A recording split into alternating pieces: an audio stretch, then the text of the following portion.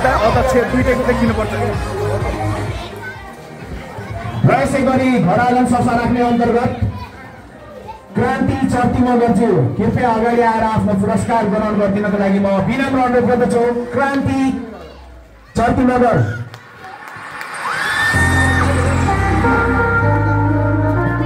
कृपया सबैले जोरदार तालीले सम्मान गरिदिनुहोला। घर आँगन सफा राख्ने हाम्रो क्रान्ति चर्ती मगर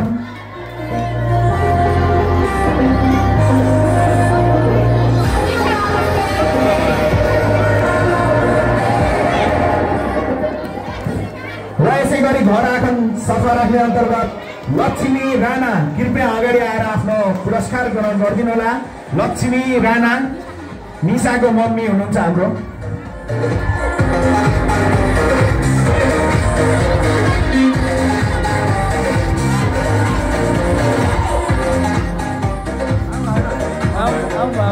लक्ष्मी राणा कृपया अगाडि आएर आफ्नो पुरस्कार ग्रहण गरिदिनुहोला।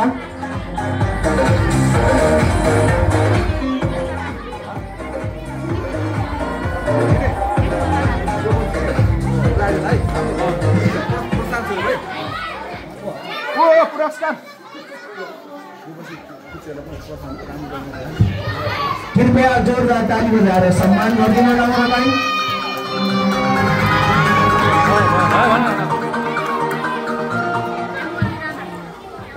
र यसै गरी घर आँगन सफा राख्ने अन्तर्गत एम कली राणाज्यूलाई पनि कृपया आफ्नो पुरस्कार ग्रहण गरिदिनको लागि म विनम्र अनुरोध गर्दछु। एम कली राणा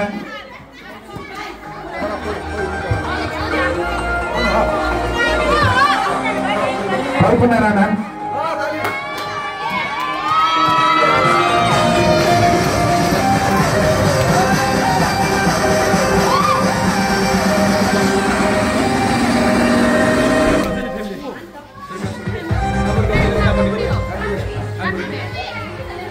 र यसै गरी अन्तिममा हुनुहुन्छ हाम्रो लक्ष्मी राजकोटीज्यू।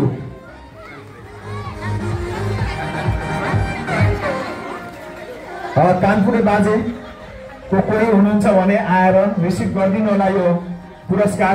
लक्ष्मी राजकोटी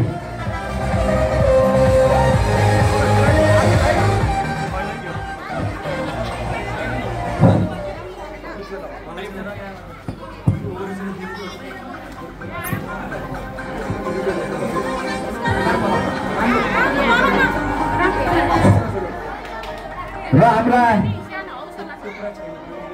यसै 26औं वार्षिक उत्सवमा ब्याडमिन्टन प्रतियोगितामा साना साना हाम्रा भाइहरू पनि खेल्नु भएको थियो। उहाँहरूलाई हौसला स्वरूप आगामी दिनहरूमा अझै उहाँहरूको खेलहरू राम्रो हुँदै जाओस् भनेर प्रशंसा स्वरूप उहाँहरूलाई सानो सम्मान रहेको छ, जसमा म नाम बोलाउन गइरहेको छु। समीक थापा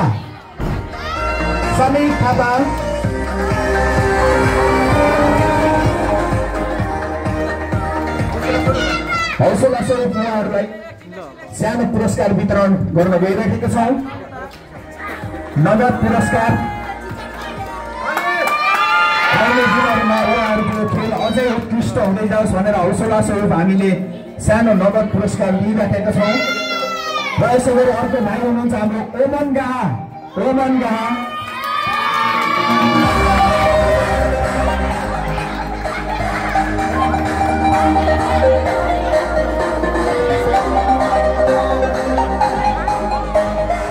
र यसै गरी फार्सनल थापा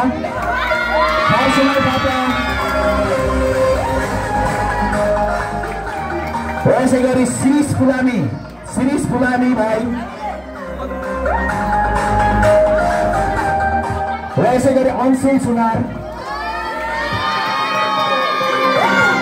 र यसै गरी सुदीप सलामी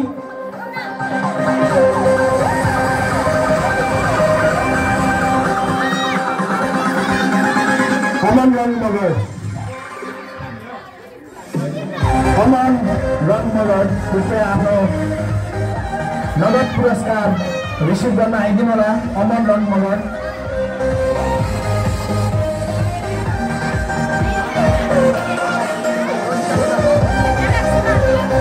यसै गरी एलेक्स सुनार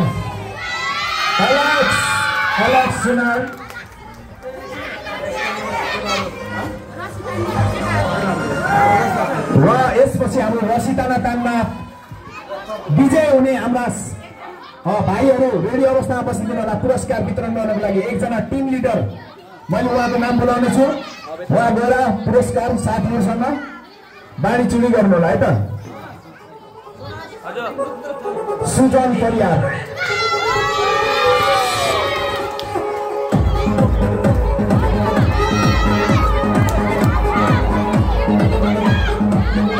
र यसै गरी लेडिजहरूमा रसी तानातानमा प्रथम हुन सफल हाम्रो पूजा राजकोटीको ग्रुपलाई पनि कृपया एकजना आएर ल्याइदिनु होला पुरस्कार। पूजा राजकोटी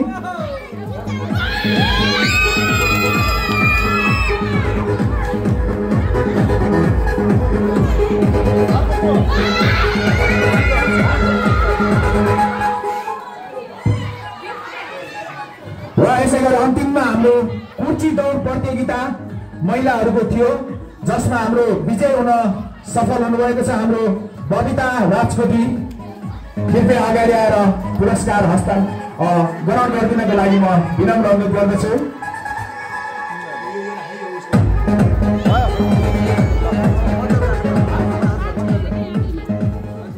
र हामी अब हाम्रो यस औपचारिक कार्यक्रमको लगभग अन्तिम क्षेत्रतिर आइपुगेको हुँदा आज हाम्रो यस अस्मिया युवा क्लबको 26औं वार्षिक उत्सवको समापन कार्यक्रमका प्रमुख अतिथि कञ्चन 4 वडा कार्यालयका वडा अध्यक्ष श्री केशर बहादुर खत्रीज्यूलाई 2-4 शब्द बोलेर कार्यक्रम समापन गरिदिनको लागि पनि म विनम्र अनुरोध गर्दछु।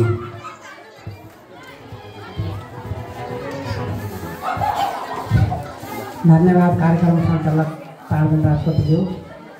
आज यस युवा क्लबको 26औं वार्षिक उत्सवको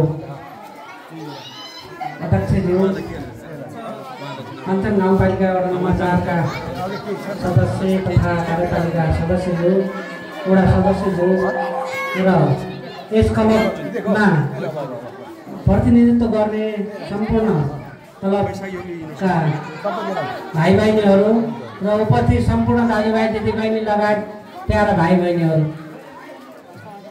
आज असाध्यै खुसीको दिन हो हाम्रो लागि। किनभने हामी कञ्चन गाउँपालिका वडा नम्बर 4 मा यस अस्मिया युवा क्लबले गरेका हरेक क्रियाकलापहरू एकदमै राम्रो कञ्चन गाउँपालिकामै उत्कृष्ट भएको छ। त्यसले गर्दाखेरि मैले उहाँहरूलाई यस क्लबका सम्पूर्ण टिमलाई बधाई पनि दिन चाहन्छु।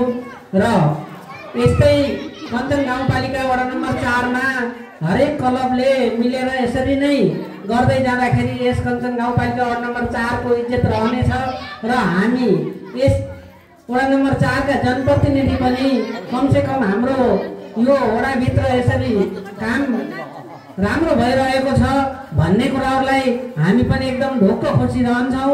र धेरै कुरा नभनिकन यी जुन ब्याडमिन्टन खेल भइरहेको छ यो आजभन्दा धेरै अगाडि यो खेल किन खेल्छन् होला भन्ने कुराहरू थियो र कर्मिक रूपले खेल्दै जाँदाखेरि हाम्रै कञ्चन गाउँपालिकाबाट हाम्रै ससाना भाइहरू धेरै अगाडि बढे र धेरै ठाउँबाट पुरस्कृत पनि भएका छन्। कञ्चन गाउँपालिकालाई सफल खेल बनाएको छ। त्यसैले गर्दाखेरि यो खेल भनेको आफ्नो एक्सर्साइजको लागि पनि धेरै राम्रो रहेछ, स्वास्थ्यको लागि धेरै राम्रो छ र कञ्चन 4 मा धेरै ठाउँ यो खेल भइरहेको छ। कञ्चन गाउँपालिका वडा नम्बर 4 ले प्रत्येक ठाउँमा खेल खेल्नको लागि ग्राउन्डको लागि बजेट पनि छुट्याउँदै आएको छ र खेलकुदलाई पनि प्रत्येक वर्ष हामीले खेलका सरसामानहरू हामीले वितरण गरेका छौँ र यसरी खेल्दै जाँदाखेरि भाइ बहिनीको भविष्य पनि राम्रो हुने र यो कञ्चन गाउँपालिका वडा नम्बर 4 को पनि इज्जत रहने भएकोले मैले लगायत मेरो वडा नम्बर 4 का टिमले अझै पनि खेलकुदका लागि कमी कमजोरी भएका खेलका सामानहरूलाई हामीले सहयोग साथ दिनेछौँ भन्ने कुराहरू राख्दै यो खेल एकदमै अगाडि बढाउनु हुनेछ र यो क्लबलाई मेरो आत्मैदेखि र वडा नम्बर 4 को तर्फदेखि धेरै धेरै धन्यवाद दिँदै मेरा शब्दहरू यही राखेँ। धन्यवाद, नमस्कार।